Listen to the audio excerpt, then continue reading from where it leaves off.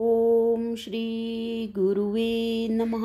आनंदम आनंदे करे प्रसन्नम ज्ञान स्वरूपम निजबोधयुक्तम योगीन्द्रम ईशं भवरोग वैद्यम श्रीमद्गुरुं नित्यम अहं नमामि।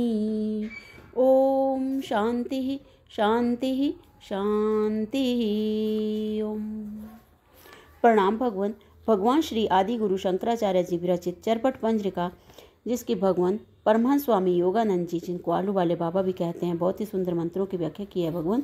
मंत्र नंबर 14 की व्याख्या को आगे कंटिन्यू करते हुए, मंत्र नंबर 14 है को अहम कस्त्वम कुत अयातः कामे जननी को मे तातः इति परिभाव्य सर्वम सारम सर्व त्यक्त्वा स्वपन विचारम।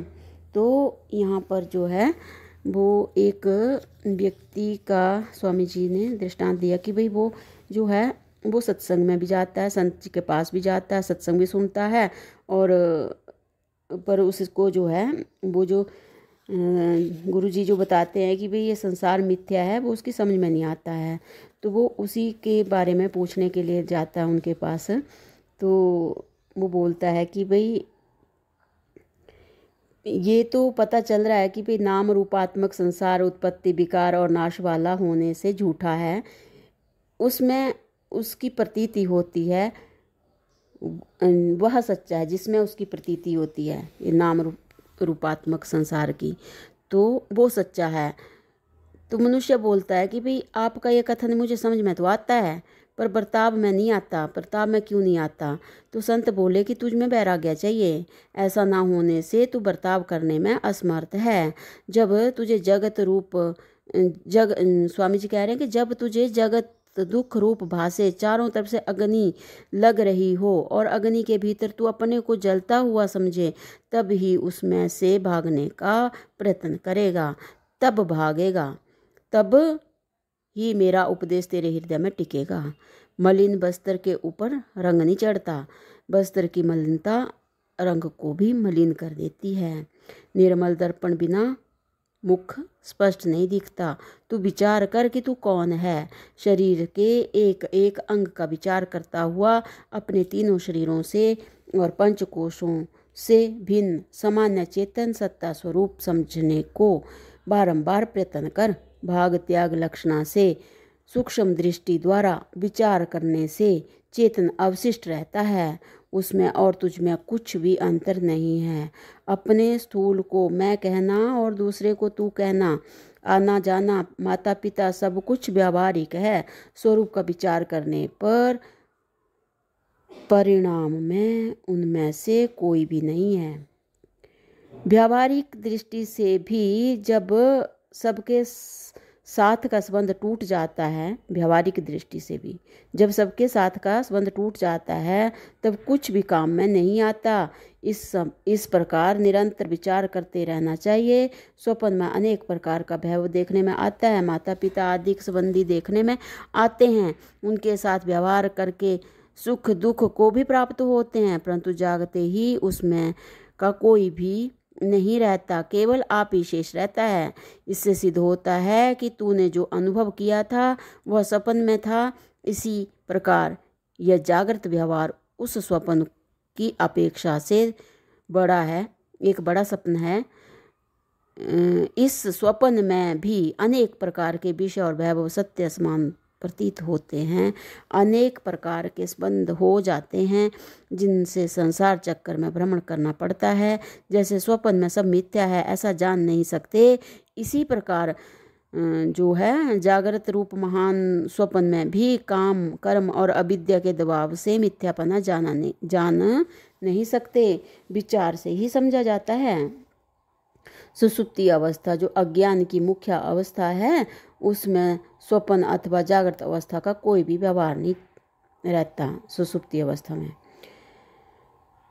वहाँ दोनों ही मिथ्या हो जाते हैं, स्वप्न और जागृत दोनों ही मिथ्या हो जाते हैं वहाँ पे सुसुप्ति में, इसलिए दोनों समान और मिथ्या हैं। यह सब सूक्ष्म और स्थूल संसार प्रकृति में ही नहीं है, मात्र विकृति में ही है। तब प्रकृति से पर मैं यह सब कहाँ से हो। जैसे स्वप्न के सब मनोरथ झूठे हैं, ऐसे ही जगत को भी समझ सबको छोड़कर सब के एक अविचल नित्य अधिष्ठान की बुद्धि करनी चाहिए। सार का लक्ष्य स्वामी जी कह रहे हैं कि सार का लक्ष्य सबको छोड़ करके जो है एक अविचल नित्याधिष्ठान की बुद्धि करनी चाहिए। सार का लक्ष्य पहुंचाकर सब कुछ जो व्यक्तित्व वाला है उसमें असार बुद्धि दृढ़ होने से ही अज्ञान का दबाव शिथिल होता है, और जैसे जैसे अज्ञान शिथिल होता है वैसे वैसे स्वरूप प्रकाशित होता जाता है। तो जागृत में भी भूतकाल की बाल्यावस्था का सब अनुभव स्वप्न के समान ही भासता है। वर्तमान व्यवहार भी कुछ समय के बाद तुच्छ भास मात्र ही रहने वाला है। इसलिए प्रथम से ही भास मात्र समझने से जगत की आसक्ति निवृत्त होती है, क्योंकि संसार के विषय आदि सब पदार्थ असत्य होते हुए भी मोहक और बंधन करने वाले हैं। जैसे अज्ञ ऐसे पतंग को दीपक का स्वरूप मृत्यु का हेतु होता है, ऐसे ही जगत की रमणीकता स्वामी जी कह रहे हैं कि जैसे जो पतंगा होता है, अज्ञानी पतंगा, उसको दीपक का जो स्वरूप मृत्यु का हेतु होता है, ऐसे ही जगत की रमणीकता जो है जीव को बंधन करने वाली होती है। इसलिए असत्य जानने से ही आसक्ति छूटती है। आसक्ति छूटने से वस्तु स्वरूप सार से आसक्ति छूटने से वस्तु स्वरूप सार के जानने की इच्छा होने से उस तरफ प्रवृत्ति होती है। जब जब जिस पदार्थ में सौंदर्य और भाव से तब उसमें स्वामी जी कह रहे हैं कि जब जब जिस पदार्थ में सौंदर्यता और भासे तब उसमें रही हुई असौंदर्यता और दोष का दर्शन करना चाहिए। ऐसा करते रहने से सत्यता का भास तुच्छता में बदल जाता है। तुझ में बुद्धि की न्यूनता है, इसलिए सत्कर्म उपासना आदि का सत्कार से सेवन कर, बारंबार विचार करके वैराग्य को अपने में भर। सत्कर्म उपासना आदि का सत्कार से सेवन कर, बारंबार विचार करके वैराग्य को अपने में भर। ऐसा करने से स्वप्न के समान ही जगत है उसका और परम तत्व का बोध अवश्य होगा। जगत और स्वप्न के समान कहने वाले, झूठा समझने वाले संसार में सार कुछ नहीं है, ऐसा जानने वालों का संसार में टोटा नहीं है। स्वामी जी कह रहे हैं कि जगत को स्वप्न के समान कहने वाले, झूठा समझने वाले, संसार में सार कुछ नहीं है, ऐसा जानने वालों का संसार में टोटा नहीं है, परंतु स्वप्न के समान जगत का अखंडित अनुभव करने वाला बिरला ही होता है। जब तक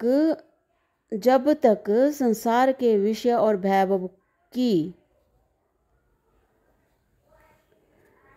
कीमत कम नहीं होती, तब तक आत्मा की तरफ की वृत्ति नहीं होती। जगत स्वप्न के समान झूठा होते हुए भी जो अज्ञान में फंसे हुए हैं, सत्यता से बरतते हैं, उनके लिए जगत का कष्ट बंधन मिथ्या नहीं है। इसलिए उन दुखों को मिथ्या ही जानने के लिए परम शांति को प्राप्त करने की आवश्यकता है, क्योंकि मिथ्या समझे बिना गोविंद का भजन नहीं होता। तो भगवान यहाँ पर जो है हमारा मंत्र नंबर 14 की व्याख्या जो है वो विराम लेती है। प्रणाम भगवान। ओम शांति ही शांति ही शांति ही। ओम।